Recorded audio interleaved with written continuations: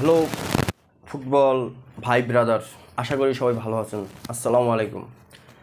আজ রাতে একটাই মাঠে গড়াতে যাচ্ছে চ্যাম্পিয়ন্স লিগের বার্সেলোনা এবং ইন্টার মিলান। বার্সেলোনা ইন্টার মিলানের মধ্যে এই ম্যাচটা যারাই জয়লাভ করবে তো এগিয়ে যাবে চ্যাম্পিয়ন্স ট্রফির এক ধাপ। তো এখানে প্রতিশোধ নেওয়ার পালা আজ বার্সেলোনার জন্য, কারণ 2009 এবং 10 মৌসুমে ইন্টার মিলানের কাছ থেকে হেরেই তারা চ্যাম্পিয়ন্স ট্রফি থেকে ছিটকে যায়। আর ইন্টার মিলান তারা চাইবে তাদের ওই 9-10 মৌসুমে যে মধুর স্মৃতি পুনরাবৃত্তি আবার করতে চাইবে। তো কেউ কাউকে ছেড়ে কথা বলবে না, এটাই স্বাভাবিক। তো এই মুহূর্তে বার্সেলোনার যে খেলা উপহার দিচ্ছে তাদের থামানোর জন্য আসলে ওইভাবে গ্লোবাল ওয়ার্ল্ডের যত ক্লাব আছে তাদের আটকানোর মতো এরকম সাধ্য কারণ নেই, আমি ব্যক্তিগতভাবে মনে করি। তো বার্সেলোনা তাদের যে হ্যান্সি ফ্লিক আসার পরে পুরো একটা দলকে পূর্ণ স্বাধীনতা দিয়ে যেভাবে খেলা দর্শককে উপহার দিচ্ছেন এবং তাদের যে খেলার যে পুনরাবৃত্তি ঘটিয়েছেন, এটাই হ্যান্সি ফ্লিক। তাকে নিয়ে আসলেই বলার কিছু না। আমি তাকে ব্যক্তিগতভাবে মাঠের মধ্যে না থেকে মাঠের বাইরে থেকে তাকে আমি ক্যাপ্টেন মানে। হ্যান্সি ফ্লিক পুরো একটা শহরকে একত্রিত করে, পুরো একটা দেশ, সবাই যে ফুটবলকে এত ভালোবাসেন, ফুটবলকে কেন্দ্র করে সবাইকে একত্রিত করেছেন। হ্যান্সি ফ্লিককে ধন্যবাদ।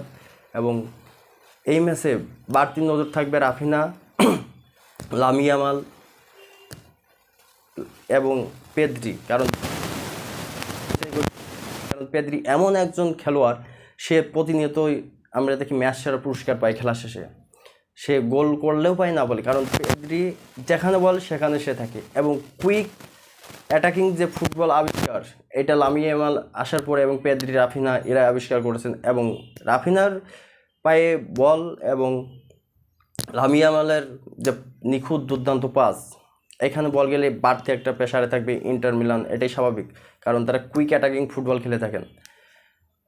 তো আজ রাত একটাই দেখা হচ্ছে ইন্টার মিলানের সাথে বার্সেলোনা যারা ফ্যান তারা অবশ্যই এই ম্যাচটা জিততে চাবে মানে তারা এখনই ম্যাচটা জিতে নিয়েছে এমন মনোভাব আমি অলরেডি অনেকের কমেন্ট সেকশনে দেখছি যে তারা বার্সেলোনা তো উইন ঘোষণা করেছে, চ্যাম্পিয়ন্স ট্রফি তাদের এরকম ঘোষণা করেছে।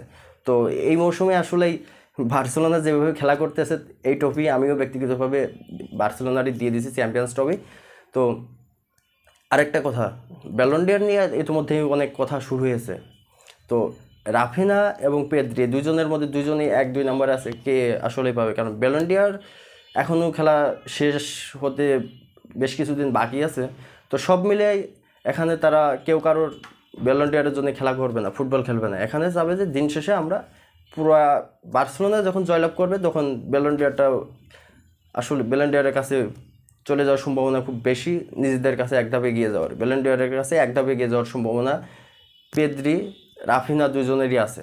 তো তারা চাইবে ম্যাচটা জয়লাভ করার জন্য, অবশ্যই জয়লাভ করবে। আজ রাত একটাই, যারা বার্সেলোনার ফ্যান আছেন এবং ইন্টার মিলানের যারা ফ্যান আছেন তারা বাড়তি মনোযোগ থাকবে এই খেলাকে নিয়ে, বাড়তি উত্তেজনা কাজ করবে। তো সবাইকে ধন্যবাদ। এবং আমার এই ভিডিও যারা প্রতিনিয়ত দেখেন তো পেজটা অবশ্যই ফলো করবেন এবং আন্তরিকভাবে কৃতজ্ঞতা। আসসালামু আলাইকুম।